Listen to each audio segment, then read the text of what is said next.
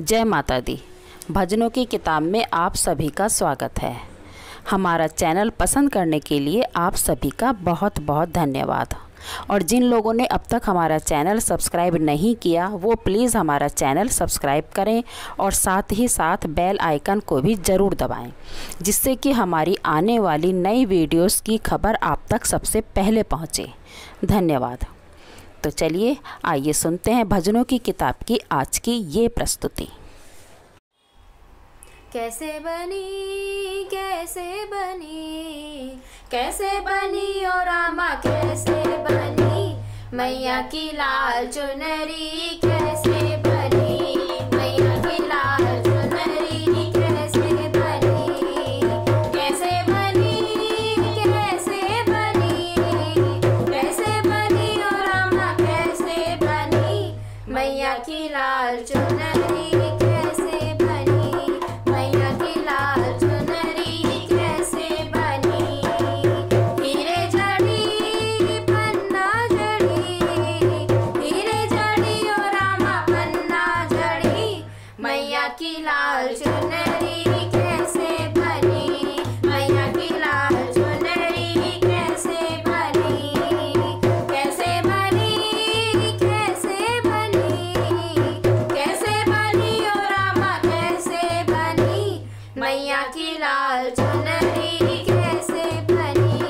मैया की लाल चुनरी कैसे बनी राम ने चुनरी मोरे मंगाई सीता ने गोटा किनारी लगाई सीता ने गोटा किनारी लगाई ऐसे बनी ऐसे बनी ऐसे बनी ओ रामा ऐसे बनी मैया की लाल चुनरी ऐसे बनी मैया की लाल चुनरी ऐसे बनी कैसे बनी कैसे बनी कैसे बनी ओ रामा कैसे बनी मैया की लाल चुनरी कैसे बनी मैया की लाल चुनरी कैसे बनी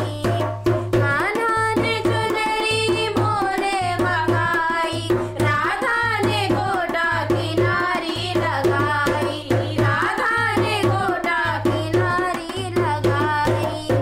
ऐसे बनी ऐसे बनी ओ रामा ऐसे बनी मैया की लाल चुनरी ऐसे बनी मैया की लाल चुनरी ऐसे बनी कैसे बनी कैसे बनी कैसे बनी ओ रामा कैसे बनी मैया की लाल चुनरी कैसे बनी मैया की लाल चुनरी कैसे बनी हीरे जड़ी